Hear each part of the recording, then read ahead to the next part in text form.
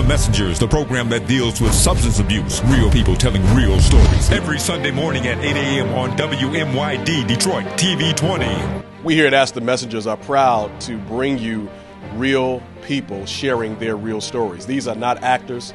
This is not scripted. This is not the reality TV shows that you may see on the networks. This is actually people, their lives being on display to help others. And we want to just thank them, all those who are being interviewed, all those who are part of the panels, for their bravery, because to open up and let people into their lives, the mistakes they've made, some of the issues they've dealt with, some of the people in their lives that they may have violated. But we just thank them for their bravery and their courage to share their story so that somebody else can be helped. Continue to watch Ask the Messengers. Hi, my name is Robin Yarbrough.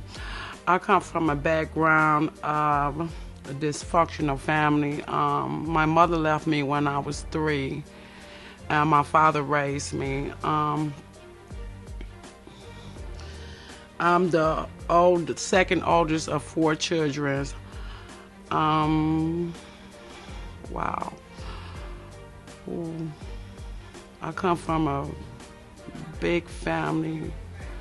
Anyway, I got introduced to drugs. I was 11 years old smoking marijuana. My background was drug related, and I took some of them feelings from being molested. I covered my pain up with marijuana. I'm getting a little teary-eyed right now, but it's okay. I was molested with 4 guys, 3 of them dead today, but I went towards them and asked them why did they do it. They said it was my fault. And I know it wasn't my fault because I was a little girl, but I covered a lot of my stuff up smoking marijuana. And I took a lot of my anger out when I was going to school. My stepmother, put this in there, my stepmother helped raise me, and there was a lot going on. So anyway, when I started smoking marijuana, I learned how to roll my own joints up. You know, marijuana was in my family, so I took some of that pain I was going through, started smoking marijuana. Then I got in a lot of gangs, and I was dysfunctional, period. I was an angry little girl coming up, but I loved it going to school. And I love my father dearly because he raised me and gave me anything I wanted. But as times go by, then I started drinking the Mickey's beer. I used to go buy me a 40 ounce and put a straw in it and drink it and smoke my weed. And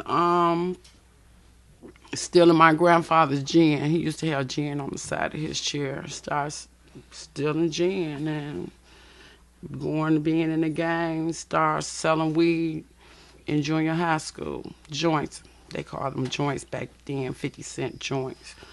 But as times go by, I graduated from junior high, went to high school, and a lot of things used to hit me, you know, being abused, being molested, not having a mother come to the parent-teacher conference. It was just every time them days come, they had a mother and daughter dance, and that hurted me. So that's when I went and started hanging around the bad crowd, and I took some powder cocaine.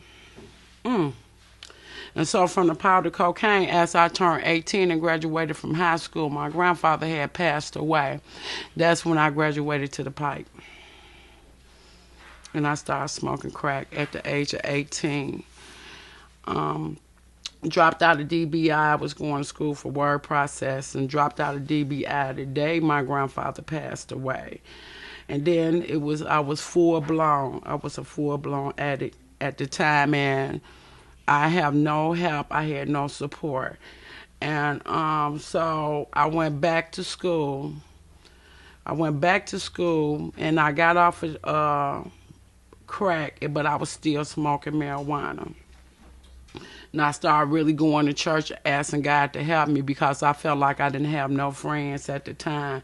And I had a little support with my family, but they was all dysfunctional themselves. So how could a dysfunctional addict help a younger dysfunctional addict? All it did just made me full blown. Anyway, I got clean. I never knew about programs was out here. And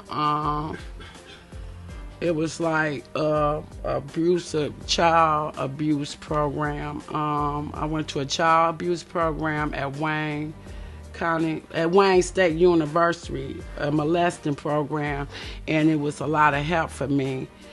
I didn't know about them, but I learned through going to therapy, and so that took me back into getting my life together. And then I relapsed on back smoking weed and drinking, and then the crack came back up. So God saved my life again, and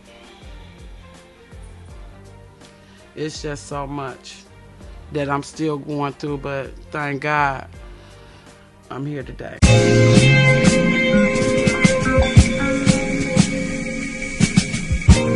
You're a parent, and if you suspect your child's drug use is ruining their life, well, let Ask the Messengers help. Bring them on down and let our team of recovering addicts and experts help you help them turn their life around. Contact us at askthemessengers@gmail.com.